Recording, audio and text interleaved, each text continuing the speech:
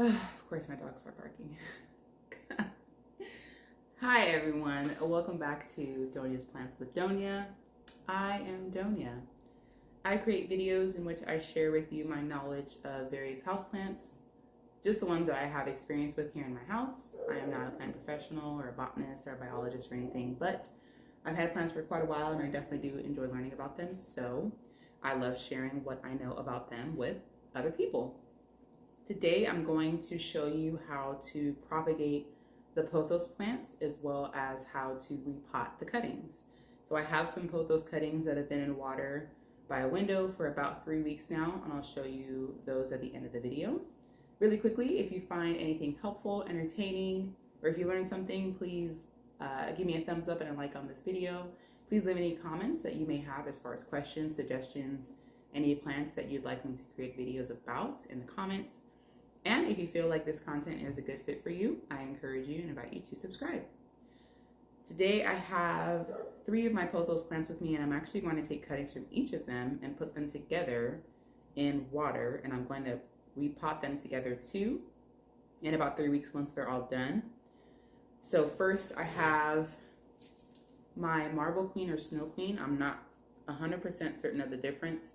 I'm sure there's a difference in the pattern of the variegation, but many pothos plants begin as a bunch of cuttings, and that's how they're sold in stores because they grow so easily and so quickly. So I wouldn't be surprised if there's, cuttings of both in this plant. But the variegation on this plant is just really beautiful. And I also have my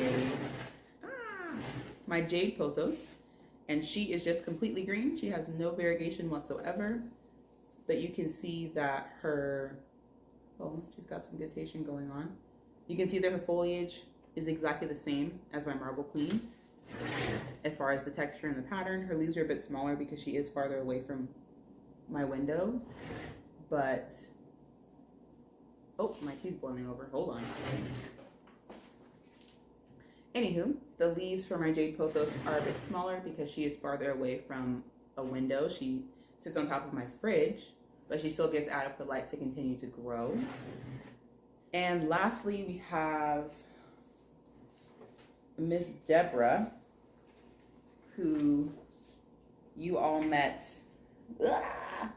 in my very first pothos video. She's my pride and joy. I'm not really sure what kind of pothos she is. She's got a lot of different kinds of variegation going on, but she absolutely has the longest vines. So I will be propagating some of her vines for today's project. Just to reiterate, for those of you that may have missed the first pothos video, pothos are very easy to care for. They're very communicative plants. What usually trips up most beginning plant parents is the fact that most plants look the same when they're overwatered and underwatered. So it's up to you to do a little investigating to find out which the plant is responding to. For example, I've overwatered Greta. Yeah, I've overwatered Greta before, and she wilts and looks so sad. When she's thirsty, she also wilts. So I had to do some investigating and realize that her pot was way too big, so her soil was holding too much water, and that's why she was looking so sad after every watering, because she hadn't even gotten through the water that I had given her the first time. Pothos, again, when it comes to watering, they like to be watered when they are bone dry. They don't like to keep their soil moist. What is happening here? There we go. They do not like their soil to be kept moist. They like to be watered when they are bone dry. They can handle medium light, but they prefer bright and direct light, just like most houseplants. They grow very invasively in places like Hawaii, where they have all the humidity and all the light and all of the outdoor space that they could possibly imagine. So they're very easy to grow and very hardy for that reason. When it comes to fertilizer, you can fertilize your pothos plant in the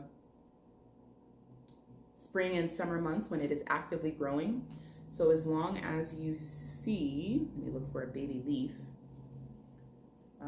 Here we go. As long as you see active growth on your pothos plant, you can continue to fertilize it.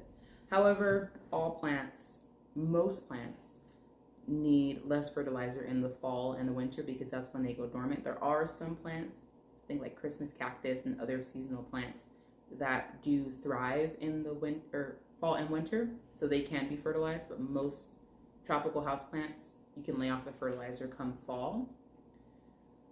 Soil, Pothos, like an all-purpose light soil mix, something that does not hold too much water, but isn't too fast draining so that the roots can absorb some water when it gets watered. So nothing too rocky like a succulent mix, because they don't store water in their foliage like succulents do, but just all-purpose good old-fashioned potting mix. And we're going to review propagation. For my marble queen, I'm going to begin with this vine here. I wish I could really pull it out. Maybe I can find one that's a little bit more visible. See, my jade pothos is ready. Okay, so I can actually make quite a few cuttings from this vine. What I'll do is I'll snip it here at the base. That way I can give you a closer look. Here is the vine that I cut off. This is the top because this is where the foliage is growing out of, and this is the bottom where I snipped it. Along this vine, you can see these little brown bumps, which are nodes, and you'll see that they're between each leaf. So I could propagate each of these leaves into a new plant. However, it would take a while for that plant to grow and really produce full leaves like a full plant. So what I'm going to do is I'm going to take this first leaf off and just snip it. And it's also very important that you clean your scissors or whatchamacallits before every job to make sure that there's no cross-contamination between plants, just in case any of your plants have critters that you may not see. And I am going to snip this right here. Oh, another leaf fell off. Here, I have one node and two nodes, and this is going to grow into a plant.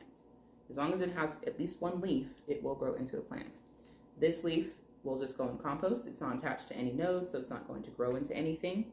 I'm going to do that again. I've also learned that the less leaves a cutting has, the more chances it has to be successful. Let's see, so I will cut this one here and trim this leaf off. Here I have, wow, there's a lot of nodes on that piece there and one leaf. So I'll propagate that. And this last one, I will trim this leaf off. I have one very pronounced node there, and this is where it's beginning to grow. You can see another leaf is growing here, and I will propagate that as well. These extra leaves will go in compost, and I'll do the same for my jade pothos. I'll trim here. Again, this is where I trimmed off of the plant. These leaves, you can tell the difference in lighting, right? You saw how closely spaced the leaves and the foliage or the stems were on my marble queen. She's directly against the window. Whereas my jade, you can see they're spaced apart because it doesn't receive as much light. For my jade, I will trim, I could trim each and every one. There's a node there. You can put that in water. You can trim this little bit off and then trim here. That leaf has a node on the stem, so that will grow. I can trim this excess part off and trim here. Oops, and it goes back to the plant. And that has a node, so that can be propagated. Same thing for this one. I'll trim this little excess and then trim here. And I have, bam, a node. And similar to the way I did my marble queen, I will leave that end bit of those two leaves together, and I will propagate that as well. Last but not least, I'm going to take something from Deborah's super long vine, if I can find one that wants to cooperate with me. Wow. And again, see how, and she's directly in the window, so it's interesting that her leaves are so widely spaced. For these leaves, they don't have any variegation, so let me see if I can find an area with some variegation so that I have a nice variety. These have some variegation, so I'll trim this one here. Bam. Again, here's where I trimmed off the plant. You can see the variegation in these leaves. I'll trim that little bit off and trim here. And that piece has a node, so that will propagate. There are these little nibs that I'm trimming off. This leaf is curly. This one is too. But I can still propagate. Trim that there. Trim this here. Once again, it's got a node. Do the same for this one. And you can absolutely do this and propagate for 3 weeks. You have a whole entire plant to share with friends. Or just to have for yourself. Whichever you prefer. But pothos are very, very easy. And I'll show you in just a moment what they look like excuse me, after 3 weeks. Another great thing about pothos, and the reason why I believe this is why they propagate so easily, is because the plant themselves they have a lot of rooting hormone within the plant. So something else I've also heard is if you have another plant that you'd like to propagate, whether it be through division or trimming the vines and using the nodes, if you put a pothos cutting in the water with that plant, it will help both plants to grow roots more quickly, because pothos have a lot of natural rooting hormone. And I believe that's why they root so quickly, is because they naturally have, the plants themselves, I'm going to move you over, naturally have a lot of rooting hormone. So here I have all of my cuttings, and typically I just put all the bottoms together as close as I can, and I will put these into water, which of course I did not bring a jar. Give me just a moment and I'll grab a jar. I'm also going to put Deborah back because she's all over the way. Okay, Deborah is back in her home. I have a glass jar that was pasta sauce, Prego sauce, and I've cleaned it. I don't know how many times. I've had this jar for a while. I threw the top away because I don't need it anymore, and I simply place the cutting in the water. It's magic. I filled the water pretty high because this one, as you can see, is kind of curly, so it's going to need to be able to touch the water. And I just pop them right into the water. Their leaves keep them from completely sinking, as well as the fact that there's more than one cutting. If I only had 1 or 2 cuttings, I would choose a glass with a much smaller mouth. And I just arrange them so that they're all in the water, which is very easy.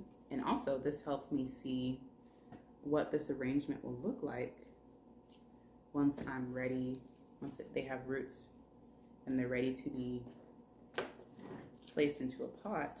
And I'm liking the way it looks. I cannot lie. These, this foliage looks really cool. Look at that. It's still sticky from the label that was on this jar. I don't know how long ago. But this is how it's arranged. Nothing fancy whatsoever. I place it on my counter over there, which I don't know if you can see behind me, but next to Deborah, and I leave them there. As the water begins to evaporate, I just fill it with more filtered water. Maybe once a week, I'll dump about half the water out and refill it with more filtered water, and it's just filtered from my sink filter. And that's just to make sure that I'm leaving some of the rooting hormone in the water to help continue to allow them to grow. So those are the cuttings that I just cut. Here we have cuttings that have been in water, and these all came from Deborah. Excuse me. And we can see, let me just move that over to the side and spread them out a bit. We can see not only does it have roots, but it also has new foliage. I have done nothing special to these cuttings whatsoever. This one, I may have to split into two because it's growing roots out of two separate sections, and I won't be able to put this into soil. So I'll have to do something about that. And I'm glad I thought about that a little bit more proactively this time. For this cutting here, I'll just trim this bottom part off so I can place it into the soil. And this cutting here, same thing. I'll trim that bottom part. But it's so cool that it's already started growing new foliage. It shows definitely a happy plant. Same thing for this one. Why did I not trim these, y'all? Look how long that, what am I supposed to do with this root? It is growing out of nowhere. I'm not really sure why. I might put this one back in water because there's another node right here that did not grow roots. So I may put this back into this jar, snip it here, plant this part, and snip this, toss this part. So this, let me just show you. I will keep this part that has roots, and this is too long. So I'm going to snip, I don't need this extra little tail, and snip it here so that I can re-put this in water to allow that to grow roots. Because you want to make sure it's not too long so that once you put it into, caught my sleeve and fell off the table. It'll actually fit in the soil. Otherwise, you'll have to have this giant pot or super deep pot, and that just won't do. So this was the one that I said I was going to trim here, and then we don't need this part, and then I'll trim this off, and now I have the two with the roots. And this one I'm just going to trim any excess plant material that I don't need. And I have all of my little cuttings. Now I have a terracotta pot. I chose terracotta because, honestly, because I just already had the pot. Let me grab a paper towel because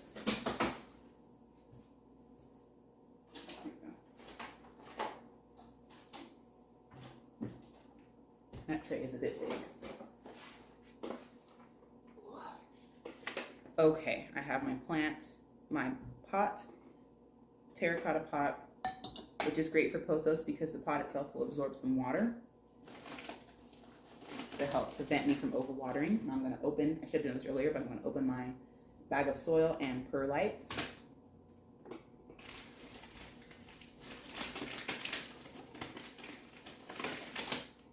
Working on being more mindful of the extra sounds that I make, as well as not doing so when I'm speaking so you can hear me. As I've mentioned before, this is perlite. Perlite, I don't know if it says what it's made out of, but it helps prevent soil compaction. So sometimes you'll get plants in the soil would just be so compacted that you can't even stick your finger into it. Perlite helps with that, helps improve drainage, helps promote strong root development because it helps allow air to get into the soil, which the roots need to develop. And you can use with potting mixes, or you can put it outside in your garden. And then I just have regular generic potting soil, which is too big for me to want to pick up. I will fill this about halfway with the regular potting mix.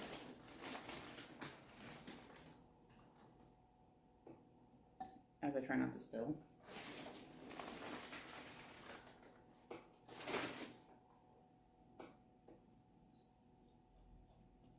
Nice. I'll sprinkle some perlite. Perlite is very, very airy.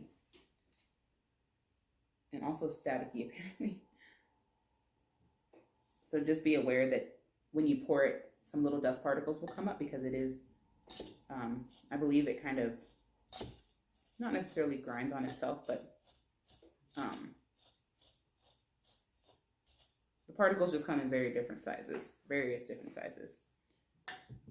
So there's my pot with soil and perlite. And I'll gently place my cuttings, standing them up, allowing their roots to be in the soil, of course. These new leaves, it's okay if they are slightly below the soil because they will continue to grow. Actually, none of them are going to be completely buried, but I must make sure primarily that my roots are. So there's my cuttings arranged in the pot. And I just put them in there, didn't do anything fancy. I'll cover the roots with some soil. Do my best not to get the baby leaves because they are very delicate. So if you can help it, try not to touch the baby leaves.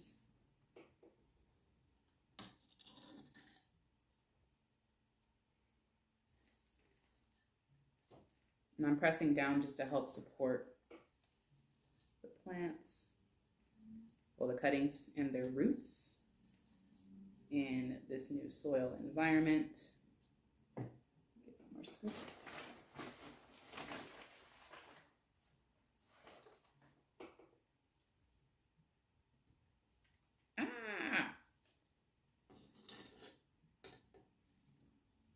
Thank goodness this is a plastic table that I can just easily wipe off. Get that little baby. Yeah, but remember when it comes to those baby leaves, they grow from underneath the soil. So if they get a little buried, there's dirt everywhere. There's soil everywhere. If they get a little buried, it's okay. Don't fret. Okay. So now my cuttings feel secure. If I tug on them, they're a little secure. Just a little bit more soil on that side.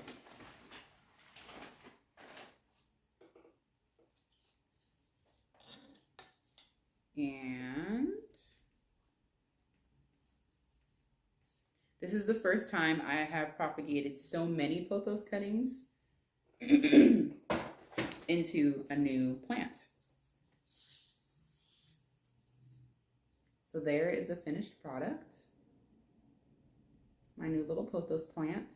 And we know that it's all cuttings, but it looks similar to a full little pothos plant that you'd buy at the store in like a probably a 4-inch pot.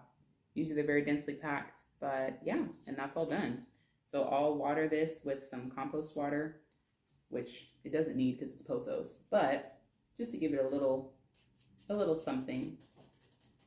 And I will choose where I want it to live. I'll probably put it upstairs in the office because I have a philodendron Birkin and a money tree that are very happy up there. So I may put this up there. Maybe I'll put it in my son's room or my daughter's room. But I'll give it a little time to acclimate. So these leaves may not fully unfurl for a week until it's acclimated to its new environment, and then it'll continue to grow. Again, pothos are super easy, or very hardy. So they're gonna grow regardless. But just remember that when you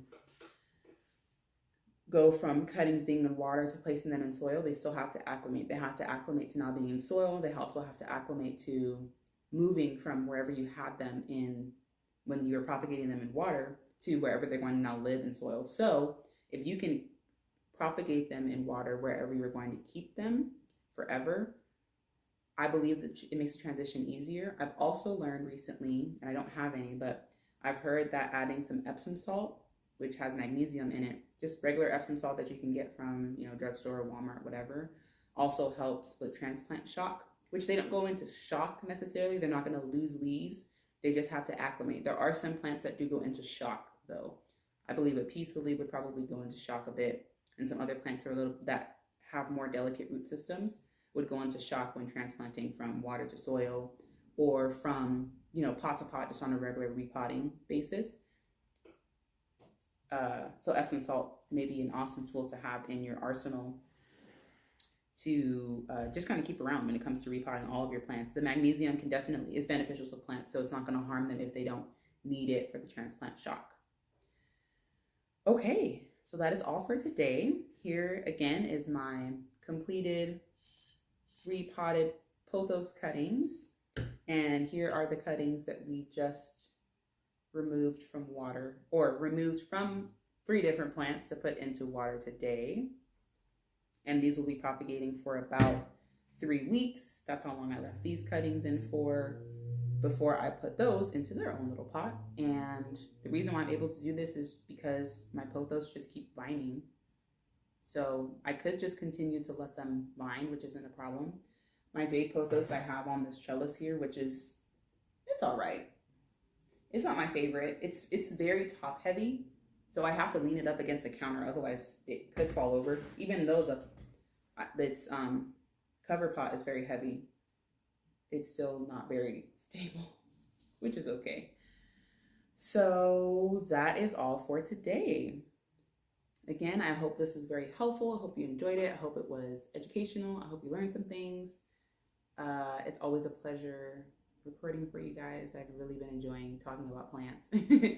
So I hope you enjoyed it too. And please leave me a thumbs up if you like this video. Leave any comments of any questions you may have. I love encouraging words, so whatever you want to share, I'll absolutely take. And if you'd like to subscribe, if you feel like my channel is a good fit, I invite you to subscribe.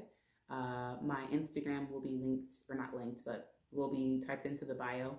I have some plant stuff on there, but it's not super planty. I'm actually not really even on Instagram very often, but if you want to send me a message, a DM, you can DM me on Instagram if you have some specific questions.